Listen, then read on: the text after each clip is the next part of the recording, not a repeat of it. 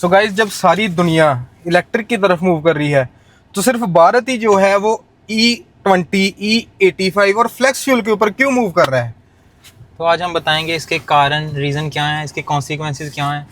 और ये क्या ठीक भी है या नहीं भी है हमारे लिए, और क्या आगे हो सकता है। क्या ये E20 को या फ्लेक्स फ्यूल को ही बढ़ावा देंगे या फिर उनका मकसद था इलेक्ट्रिक को बढ़ावा देना।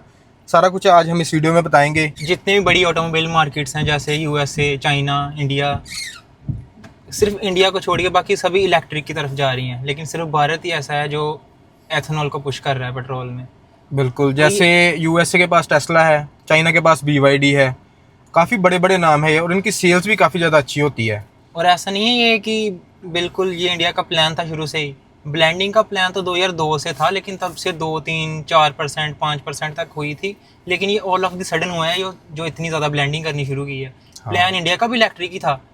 बहुत ज़्यादा इन्वेस्टमेंट कर चुकी हैं कंपनीज इलेक्ट्रिक में, बैटरीज में। तो भाई इलेक्ट्रिक एक बहुत बढ़िया ऑप्शन है, ठीक है। अगर मैं फ्यूल से किसी चीज़ पे शिफ्ट करना चाहूँगा ना, जैसे पेट्रोल से किसी भी चीज़ पे करना चाहूँगा, तो मैं 110% इलेक्ट्रिक पे करूँगा। लेकिन उसका सबसे बड़ा रीज़न है कि हमारे यहाँ पे सरकार ने अभी तक उसका इंफ्रास्ट्रक्चर नहीं बनाया हुआ। कागज़ पत्री में तो बहुत बना होगा कि यहाँ पे चार्जिंग स्टेशन है, वहाँ पे है। भाई एक बार जाकर देखो उनका हाल। भाई अगर सरकार उसे सुधार दे और जो कंपनियां लगा रही हैं वो उसे सुधार देना, तो बेस्ट चीज़ है भाई ईवी बाय करना एक बहुत ही अच्छा डिसीजन है rather than shit E20 petrol. भाई ये बहुत ज़्यादा बुरी चीज़ है, ये आपके इंजन को ख़राब कर रहा है, ठीक है। ये आपकी गाड़ियों की लाइफ स्पैन को कम कर रहा है।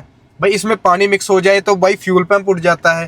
भाई बहुत ज़्यादा इसकी कमियां हैं जो एक इलेक्ट्रिक व्हीकल में नहीं है। हाँ मैं मानता हूँ उसकी बैटरी चेंज करनी पड़ सकती है, उसका जो बाद में इंफ्रास्ट्रक्चर है वो इतना अच्छा नहीं है, सर्विस का कोई पता नहीं है। लेकिन भाई सोचो, अगर उसका हाल भी फ़ोन जैसा हो, जैसे फ़ोनों की बैटरी जैसे आपने चार्ज लगाया 10-15 आधे घंटे में वो फुल हो जाती है और उसका लाइफ साइकिल भी काफ़ी ज़्यादा अच्छा होता है, तो भाई गाड़ियों में क्यों नहीं फिर ये चीज़ हो सकती। बाकी देशों ने कैसे अचीव कर ली। भाई BYD की शायद एक वीडियो थी, शायद एक Xiaomi की वीडियो थी, मैंने देखी थी सोशल मीडिया पर। भाई उसकी गाड़ी आधे घंटे में 100% चार्ज हो जाती है। तो भाई ये जो इतना पैसा E20 के ऊपर लगा रहे हैं, इससे अच्छा यही नहीं है कि इलेक्ट्रिक को अच्छे से पुश किया जाए, उसका इंफ्रास्ट्रक्चर बनाया जाए अच्छे से अच्छे। 100 किलोमीटर में 1-2 चार्जिंग स्टेशन बनाओ, ज़्यादा करो उसका क्वांटिटी की। हाँ एक ना लगा दो ना, ये करते क्या भाई, एक लगा देते हैं बाद में चेक नहीं करते। तो भाई ये थोड़ी कहानियां है ना, जो ये थोड़ी सी फुलफिल कर देना ये, तो भाई बेस्ट ऑप्शन है इलेक्ट्रिक। अब आप बोलो भाई, आपका क्या POV है इसके ऊपर। तो अब सीधी सी बात है कि जो अब रिपोर्ट भी लीक हुई है ARI की कि माइलेज कितनी कम होगी। बिल्कुल बिल्कुल। उनकी ऑफिशियल्स तो है 5 से 10, लेकिन अभी एक बहुत बड़े अधिकारी हैं, उन्होंने दिया कि 30% तक जो पुरानी गाड़ियाँ उनकी कम हो सकती है एथेनॉल मिलाने से। कितनी परसेंट मिलाया? 20%, शायद ज़्यादा ही मिला रहे हैं उससे, पर कितनी कम हुई? 30%। ये पॉसिबल ही कैसे है, पहले तो जगह 20% ही है। पहले मैं आपको साइंटिफिक बात बताता हूँ। अगर 30% माइलेज कम हो रही है तो मतलब अगर आपको 20 किलोमीटर चलना था तो अब आप जा पा रहे हो 15-16 किलोमीटर या 14 किलोमीटर, तो आपको उतना ही पेट्रोल ज़्यादा डलवाना पड़ेगा, चाहे उसमें एथेनॉल ही क्यों ना मिला हो। हाँ अब आपको जाना तो है कहीं, किसी जगह अगर आपको जाना है, ऐसा तो है नहीं कि अब आप रुक जाओगे रास्ते में, आपको तेल तो डलवाना पड़ेगा। मतलब आपकी जेब ढीली होगी। भाई दो तरह से हो रही तेल है। तेल उतना ही फूकेगा और जितना तेल पहले का फूक रहा प्राइस भी था। उतना रखा हुआ है, ये नहीं है कि E20 या E30 का उन्होंने प्राइस कम कर दिया है, भाई उल्टा बढ़ा दिया है वो प्राइस। पहले नॉर्मल पेट्रोल था वो कम दामों पे होता था। इसमें कोई रॉकेट साइंस नहीं है, ये सिंपल सी बात है कि अगर इस आप कह रहे हैं कि पोल्यूशन कम होगा क्योंकि इसमें हमने कुछ मिलाया है, तो हम उतना ही तेल ज्यादा फूक रहे हैं। और भाई उसको पोल्यूशन बनने कैसे में कम भी हुआ? ये भी देखो ना, उसको बनने में कितना ज्यादा पानी लग रहा है। इथेनॉल को बनने में कितना ज्यादा पानी, कितना ज्यादा चावल लग रहे हैं। भाई उसका क्या, शुगर केन जूस तो चलो कहते हैं कि हाँ उसमें आता है, केमिकल करते हैं। भाई पानी का क्या, जो इंडस्ट्री वो वाली धुआं छोड़ रही है उसका क्या, उसका भाई किसी और नहीं है। उसका गाइस कोई किसी को पास सोल्यूशन नहीं है ना, उसका कोई नहीं बात कर रहा कि हाँ उसकी वजह से कितना और ज़्यादा पोल्यूशन हो रहा है। आपको गाड़ियों का पोल्यूशन दिख रहा है कि हाँ गाड़ी पोल्यूशन कर रही है, लेकिन भाई जो वो पोल्यूशन कर रहा है उसका क्या फिर,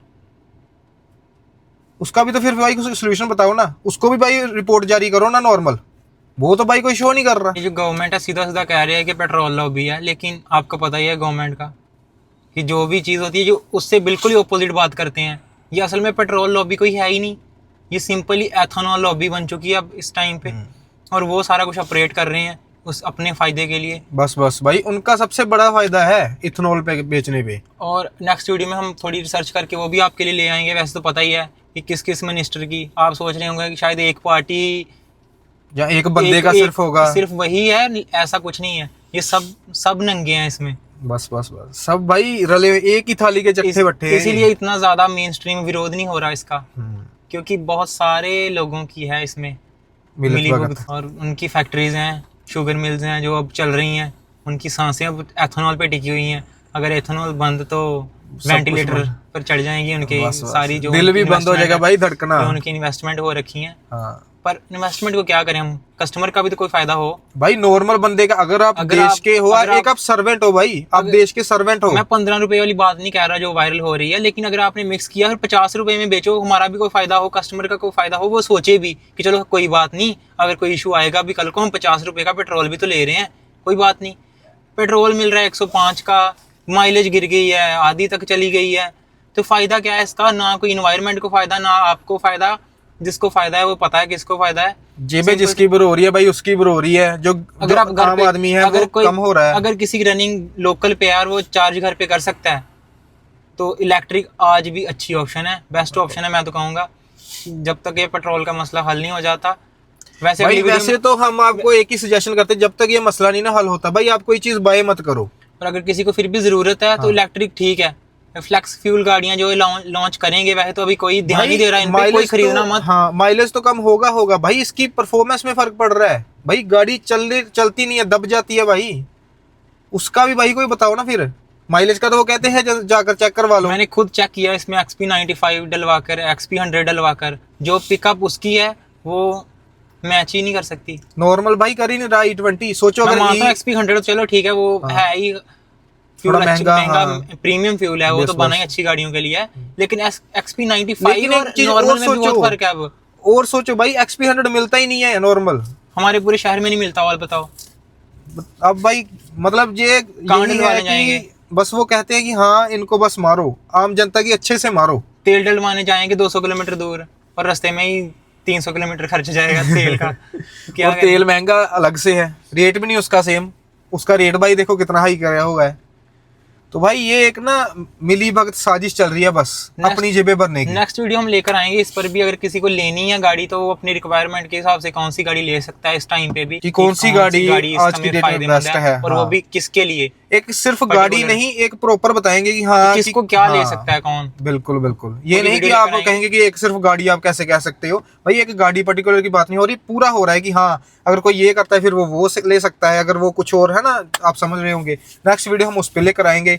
बाकी आप अपने कमेंट में राय बताओ कि आप किसके साथ हो। आप अगर इलेक्ट्रिक अच्छा इंफ्रास्ट्रक्चर के साथ आए, आप वो लोगे, या आप E20 के साथ जाना चाहोगे कि हाँ हम E20 के साथ खुश हैं। तो ये रुकेगा नहीं मसला, ये तो जाएगा आगे तक। आप देखो वो तो भाई हम जैसे थोड़े बहुत कोई यूट्यूबर जो है उन्होंने थोड़ी सी आवाज उठानी शुरू कर दी है, इसलिए ये रुक गए हैं, नहीं तो अब तक तो E30 E35 आ जाना था बड़े आराम से। और ये भी नहीं कि ये कोई ट्राइड एंड टेस्टेड है इंडिया में, भाई एक्सपेरिमेंट चल रहे हैं हमारी गाड़ियों पर। ये मत कोई सोचना कि भाई ब्राजील में कब का चल रहा है, तो भाई उनका अलग सीन है। हमारे यहाँ पे टेस्टिंग चल रही है हमारे व्हीकल्स पे, नई लोगों की नई गाड़ियों पे चल रही है भाई। वॉक्सवैगन के शोरूम के बाहर जाकर देखो, नॉर्मल किसी के शोरूम के बाहर जाकर देखो, गाड़ियां ब्रेकडाउन होकर पड़ी हैं, कोई पूछ नहीं रहा भाई उन्हें, फ्यूल पंप की उड़ी पड़ी है। आज की वीडियो के लिए इतना ही है।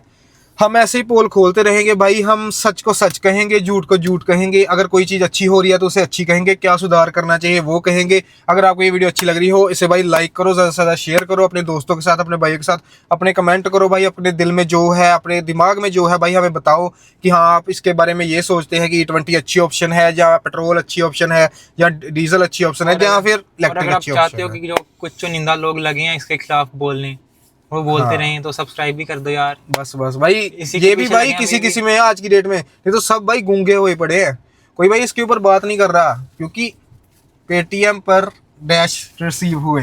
तो भाई मिलते हैं कल नेक्स्ट वीडियो में, तब तक के लिए सब्सक्राइब करो, टाटा।